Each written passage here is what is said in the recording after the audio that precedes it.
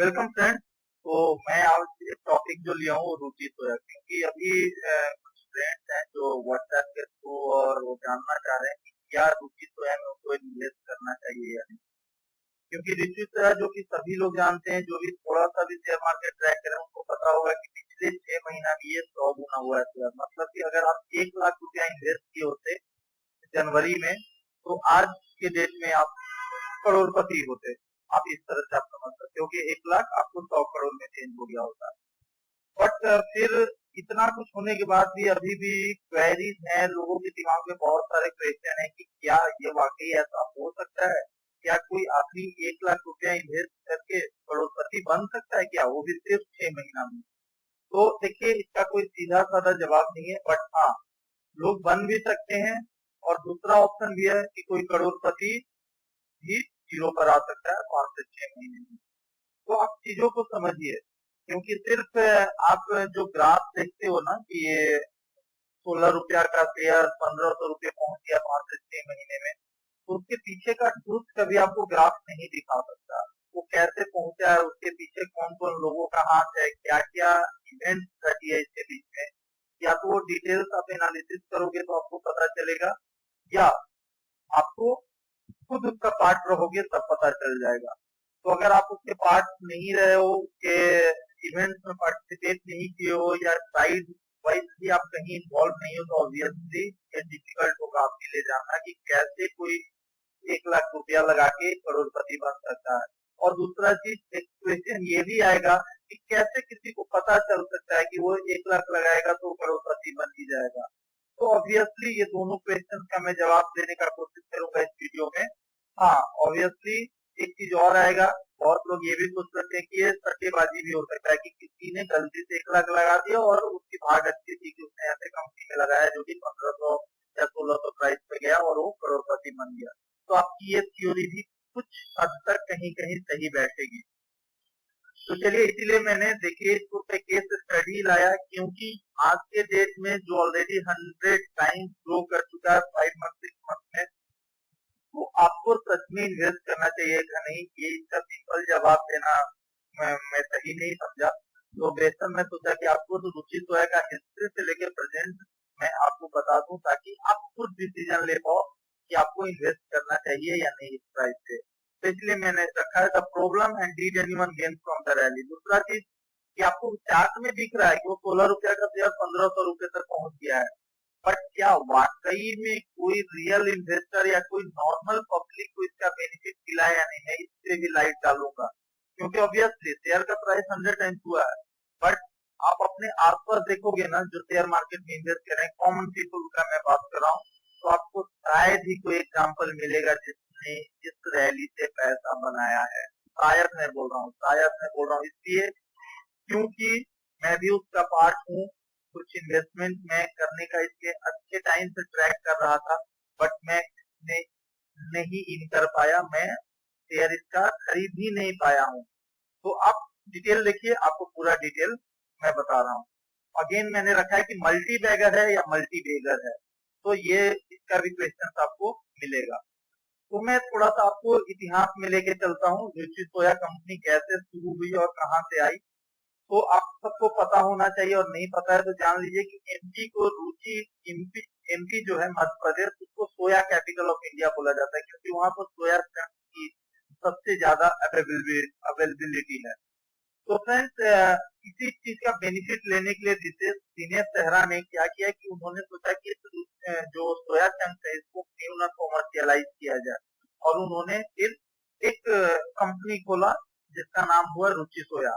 और आप सबने ये जो 3 टिप्स मैंने लगाए हैं ना, वो आप सबने देखे होंगे, आप अपने किचन में या अपने घर में कहीं ना कहीं आपको दिखाई होगा। मेनली ये किचन प्रोडक्ट है तो किचन में ही दिखेगा। तो इसी न्यूट्रिला सोया चंक्स 100% वेजिटेरियन जो प्रोडक्ट है, ये आपको हर घर में हर किचन में मिल जाएगा। आप कोई भी शॉपिंग मॉल में जाओ जो रिटेल है, या रिलायंस फ्रेश हो गया, या आप स्पेंसर चले जाओ, बिग बाजार चले जाओ, आपको जहां भी दिखता है आपको ये प्रोडक्ट मिल जाएंगे।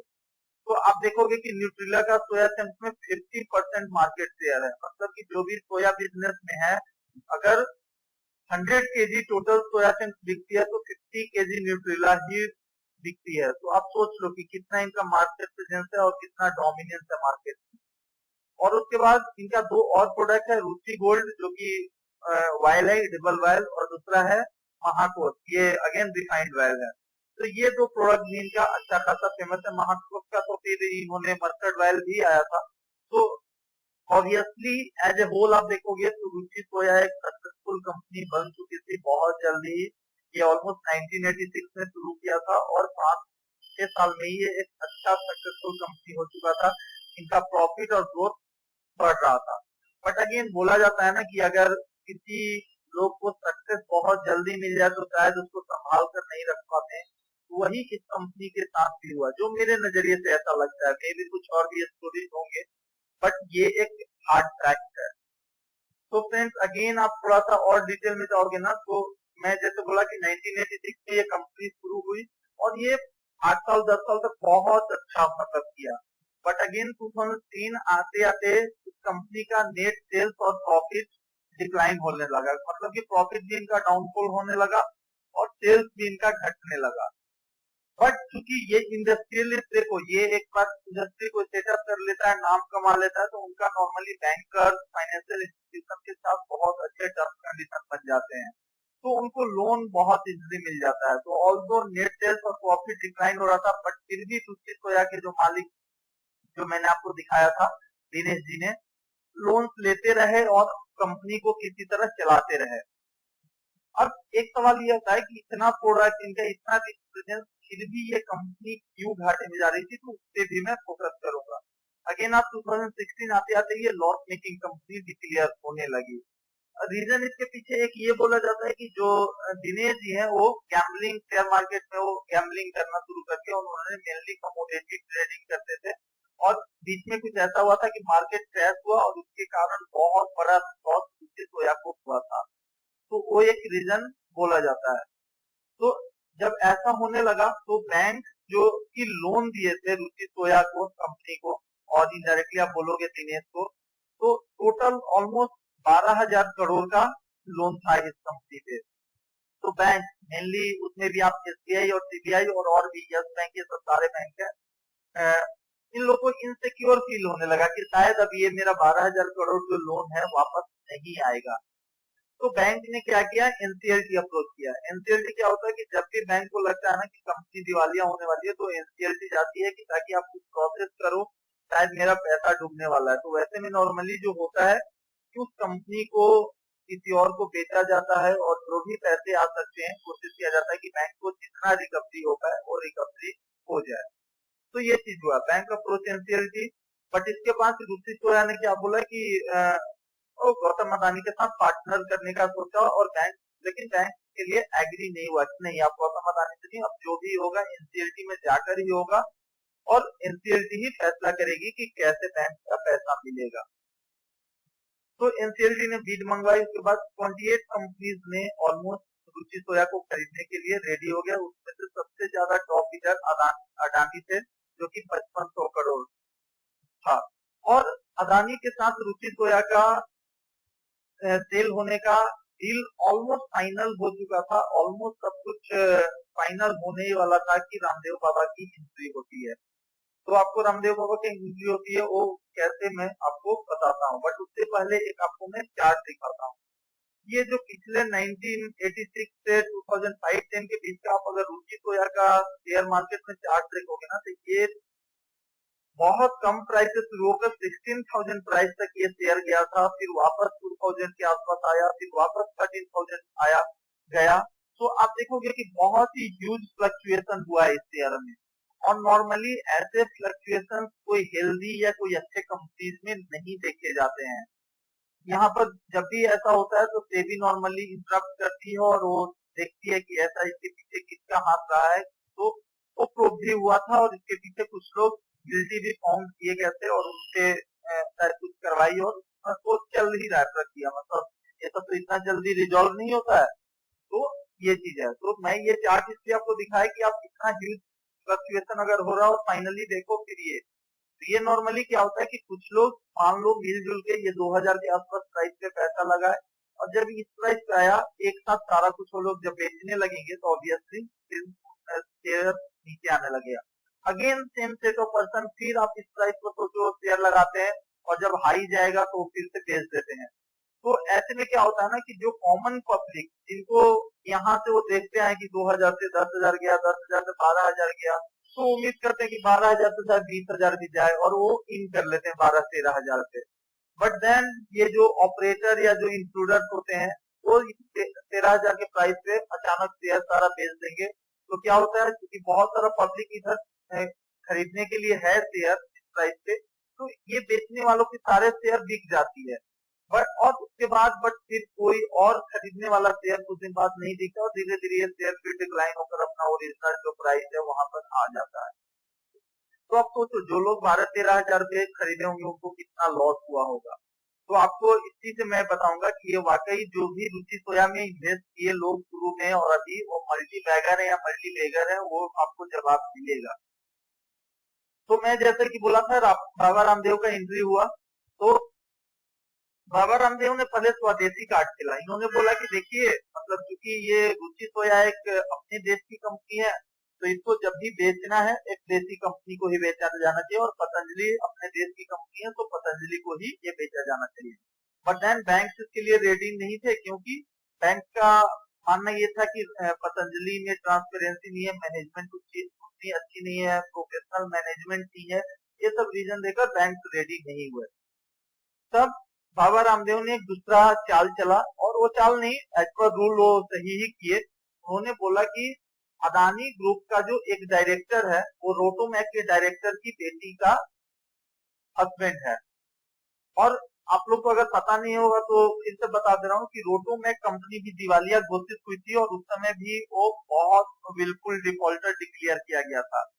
तो एक रूल ऐसा बोलता है कि जब भी कभी एक बिल्कुल डिफॉल्टर का स्टेक जो है दूसरे बिल्कुल डिफॉल्टर को नहीं सेल किया जा सकता है। तो उस रूल को लगाकर इस चीज को रोक दिया। बाबा रामदेव ने इस चीज को डील को रोकवा दिया और फाइनली बाबा रामदेव ने खुद इसको खरीद लिया ऑलमोस्ट कितने में 4300 करोड़ में। और देखो 4300 करोड़ में खरीदा बाबा रामदेव ने, ये तो एक अच्छी बात है, पर इससे भी एक दिलचस्प बात ये है कि उस 4300 करोड़ में भी बाबा रामदेव ने एसबीआई और जो भी बैंक उनको बोले कि मैं 4300 करोड़ पूरा पूरा आपको नहीं देने वाला हूँ, आपको मैं कुछ ही दूंगा 1100 करोड़, बाकी 3200 करोड़ आपको लोन देना होगा हमको। मतलब क्या सोचो एक लोन ऑलरेडी था 12,000 करोड़ का जिसके बदले में कंपनी को सिर्फ 4300 करोड़ बैंक को मिलने हैं। बट बाबा रामदेव उस कंपनी को खरीदने को रेडी होते हैं बट वहां भी फिर शर्त लगा देते हैं कि मैं पूरे पूरे नहीं दूंगा, आप उस लोन के लिए भी लोन दो। तो इस तरह की स्थिति आता है और बैंक रेडी भी हो जाते हैं क्योंकि मरता क्या नहीं करता वाला स्थिति है। और बैंक सोचा कि चलो एटलीस्ट ये रुचि सोया एक स्ट्रॉन्ग हैंड में जा रहा है पतंजलि जो इसको संभाल देगी और शायद हमारा पूरा पैसा वापस मिल जाएगा। तो ये चीज हुआ। फाइनली जब रुचि सोया रीलिस्ट हुई पतंजलि के अंडर में तो इसको 16 रुपए के प्राइस पे रिलीज किया गया, जबकि जब ट्रेडिंग इसमें स्टॉप किया गया था तो ऑलमोस्ट 300 प्लस का प्राइस इसमें था। तो आप सोच लो कि एक तो ऐसे ही 300 शेयर का प्राइस जो है 16 रुपए पे आ गया, तो लोग मल्टी बैगर बने या मल्टी बेगर बने, पहला चीज। दूसरा चीज कि जब भी कुछ ऐसा प्रक्रिया होता है कि एक शेयर को एक कंपनी को दूसरे कंपनी को बेच दिया जाता है तो उस कंपनी के पास पॉसिबिलिटी होता है कि वो एग्जिस्टिंग शेयर होल्डर जो नॉर्मल शेयर होल्डर है उनको शेयर कंटिन्यू करे या जीरो कर दे। तो यहाँ पर बाबा रामदेव या उनकी कंपनी ने ये डिसाइड किया कि हम पिछले 100 शेयर के बदले एक शेयर देंगे नया वाला जो रुचि सोया रिलीज हुआ है। मतलब कि 300 अगर आप प्राइस मानो तो 300 इंटू 100 3 लाख, और यहाँ पर मतलब लोगों को 3 लाख के बदले 16 रुपए मिले। तो आप सोच लो फिर से कि वो मल्टी बैगर बने या मल्टी बेगर हुए न्यू स्कीम में। अगर कुछ नहीं मिलता तो भी कुछ नहीं कर सकते थे, बट ठीक है जिनका पैसा लगा हुआ था तो 3 लाख के बदले में 16 रुपए मिले। अब ये जनवरी में कंपनी फिर से रिलीज होती है 16 रुपए के प्राइस पे और ट्रेडिंग शुरू होता है। मैं आपको बोल रहा हूँ फर्स्ट डे से ही ये अपर सर्किट में, अपर सर्किट का मतलब नॉर्मली होता है कि सिर्फ खरीदने वाले हैं शेयर में और बेचना कोई नहीं चाहता है। तो जब भी ऐसा होगा ना कि कोई सब लोग खरीद रहे हैं और कोई बेच नहीं रहा है, मतलब at the end of the price उसका सिर्फ राइज होगा, बट ट्रांजेक्शन नहीं होगा उस कंपनी में, जो ट्रांजेक्शन जीरो रहा। तो ये लंबे टाइम तक चलते रहा, ऑलमोस्ट गुड टाइम तक, मैं बोलूंगा 2 महीने 1.5 महीने तक। और इस तरह आप बोल सकते हो कि 1-1.5 महीने तक इस शेयर में कोई भी ट्रेडिंग, एक्चुअल ट्रेडिंग नहीं हुआ, बट ये प्राइस बढ़ता रहा। तो आप ये कंक्लूड कर सकते हो कि नया इन्वेस्टर तो इसमें कोई आ ही नहीं पाया। पब्लिक इन्वेस्टर का मैं बात कर रहा हूँ, कॉमन इन्वेस्टर का। तो ये चीज आप देख रहे हो ना, 6 मंथ में ये 16 रुपया से 15, और अभी का जो प्राइस है ऑलमोस्ट 1100 चल रहा है, बट ये 1500 तक गया था। और उस प्राइस को बहुत लोग कंपेयर करते हैं, तो बोलते हैं कि अगर कोई 1 लाख इन्वेस्ट किया होता ना तो वो 1 करोड़ हो गया रहता, या उसी तरह कोई 1 करोड़ अगर इन्वेस्ट किया होता तो 100 करोड़ हो गया होता।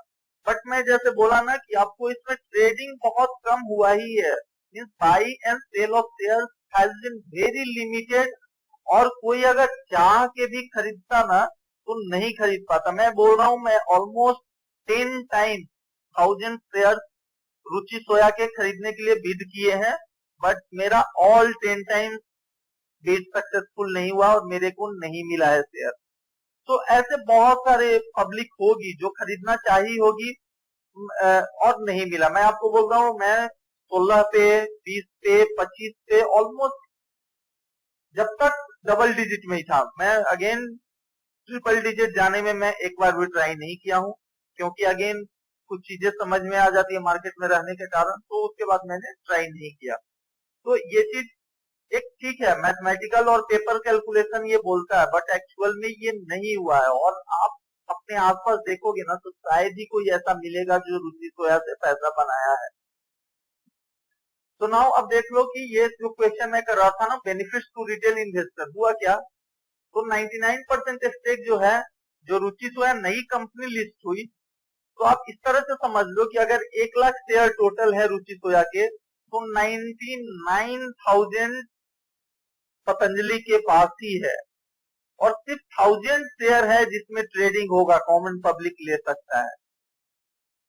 उसको आप बड़ा कर सकते हो, अगर 1 करोड़ है तो आप मान लो 99 लाख उधर है और सिर्फ 1 लाख इधर है। तो इस तरह से आप सोच सकते हो कि बहुत कम ही मार्केट में अवेलेबल है कॉमन पब्लिक का ट्रेडिंग के लिए।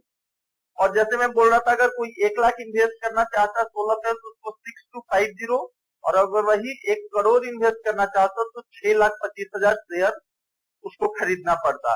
बट अगेन मैं बोल रहा हूँ कि इतने शेयर तो पूरे 6 महीना में परचेज हुए ही नहीं, ना ही सेल हुआ ना ही परचेज हुआ।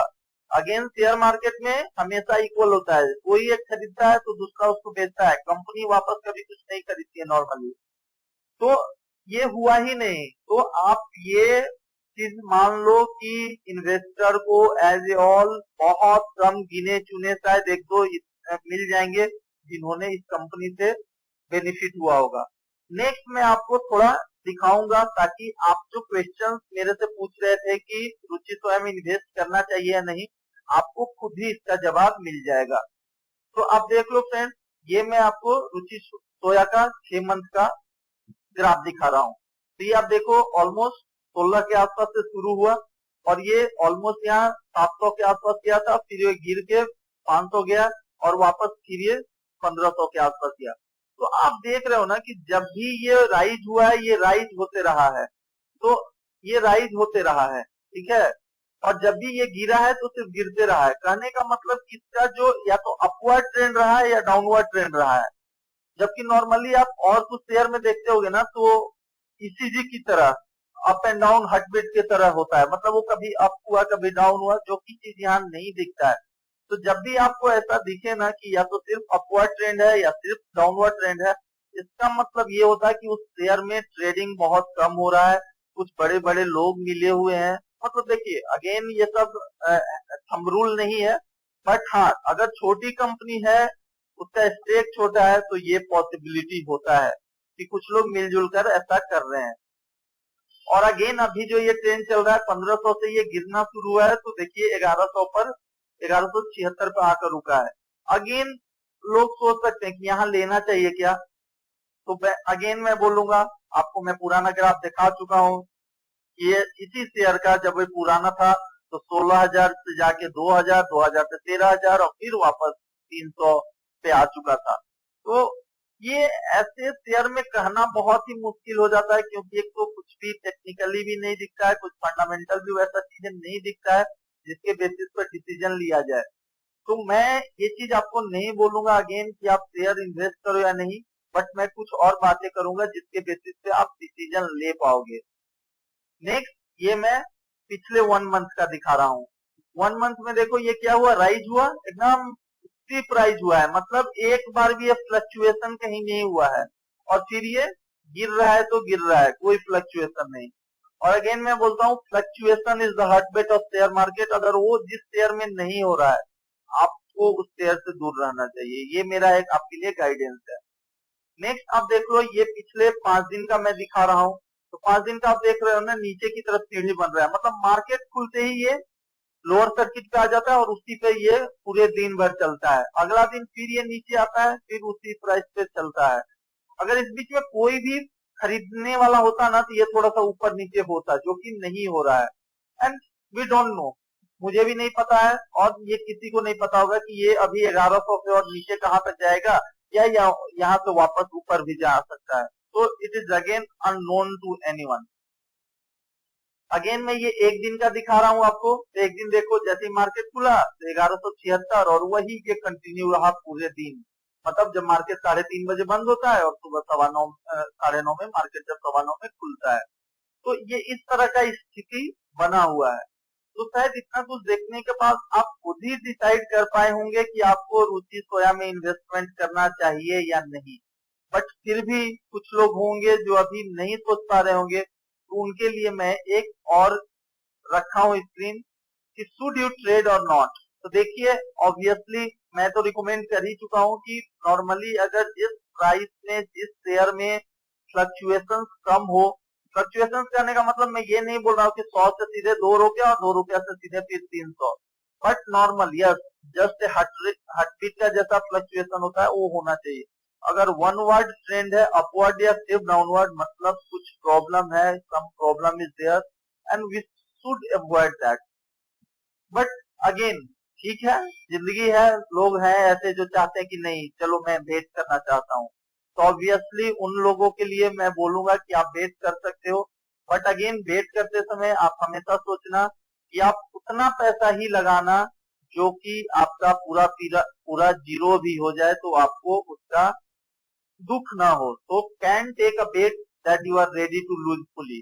एक ये पॉइंट मार्क कर लो। हो सकता है आप 100 शेयर ले लो आज के प्राइस पे, मतलब 11,000, बट आप रेडी हो जाओ तो ये 11,000 और 1100 भी हो सकता है कि आपका सही रहा, हिट सही हुआ तो maybe you can get some more money. But again as a normal trading, ethical trading, और मैं as a long term investor को ऐसे शेयर से दूर रहने के लिए बोलता हूँ।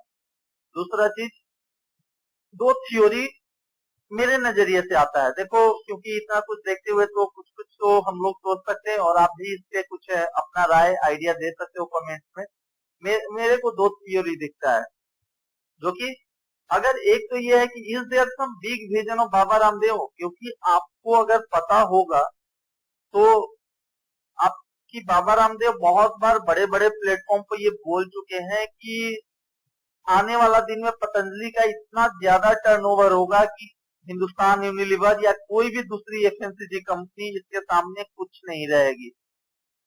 तो अगर उस विजन का ये रुचि सोया पार्ट है तो ऑब्वियसली आपको रुचि सोया में इन्वेस्ट करना चाहिए। बट अगेन ये स्पेकुलेशन है, ये उसका पार्ट है या नहीं, अभी तक इसका कोई ऑफिशियल स्टेटमेंट या कोई कुछ बोला नहीं है। तो एक चीज ये है। दूसरा चीज आपको मैं ये बोलूंगा कि रुचि सोया एक पार्ट ऑफ पतंजलि है। पतंजलि इज नॉट रुचि सोया, या रुचि सोया इज नॉट पतंजलि। ये चीज आपको ध्यान रखना है। पतंजलि का एक छोटा सा पार्ट है रुचि सोया।